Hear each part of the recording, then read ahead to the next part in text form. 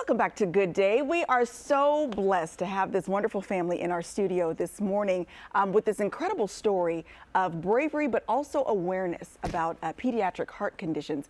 We've got Price and Eian Long with us this morning. Eian, how old are you? 16. 16, right. Yes. And Price, you actually, at the time that all this happened, lived in New Jersey. We did. But you have a connection with a doctor at Stanford Children's Hospital who's bringing all of this together, bringing you here to California. Tell us about the arrhythmia that started this whole thing. So initially what started all of this was just a routine annual exam. I take the boys in every single summer, and so we went in to do our thing. Typically we're in and we're out, but this time it was different. We spent about 2 hours there, and they kept doing EKGs and sending in different specialists, different doctors. And finally, after 2 hours, I said, hey, what is going on? Why can't we leave? And they said, we've detected something that is very abnormal. It is an arrhythmia, but we are not specialized to treat this. We think that it's in the best interest to transition you over to a cardiologist that can specialize and tell you exactly what's going on. Okay, and so that's when we bring in Dr. C. Dr. C. That's what you guys call him. Good morning. Joining us from Stanford Medicine Children's Health. We're so grateful because I know that you have a procedure later this morning, so we want to get to the gist of it. Dr. C, if I can call you that as well.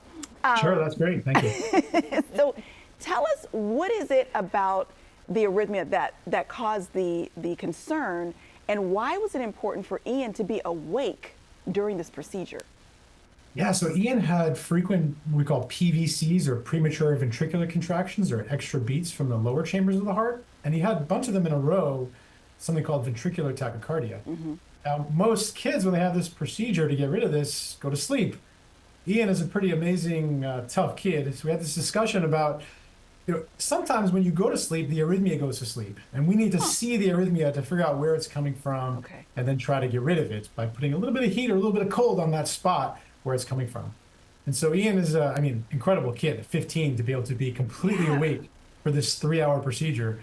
And he was awake the entire time. We saw the arrhythmia the whole time. We were able to find that spot and burn it away. And since then, he hasn't had any other arrhythmias since then. That's incredible.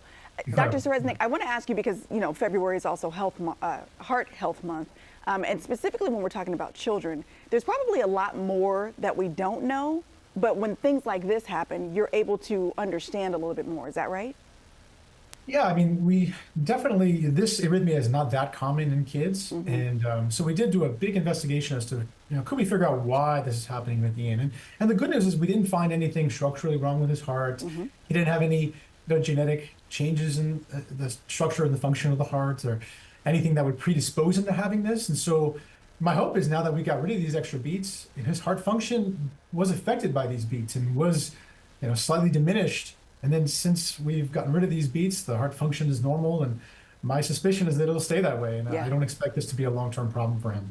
So Eian, how do you feel now? I feel very happy now. I feel like I was able to get through the whole thing. And now I could live my life with the heart being normal. Oh, that is incredible. I have to ask you, as mom, Price, the fact that you said you take the boys every summer. Yes. It's important to stay on top of these things and do these checkups faithfully. Yes, that is a non-negotiable in our family.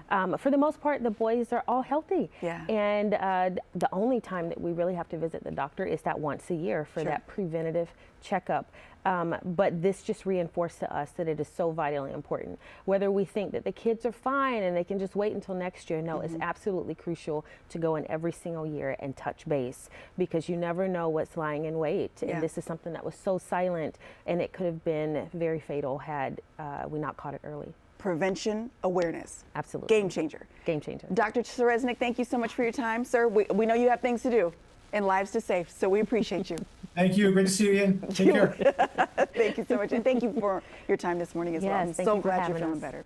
All right. Back to you.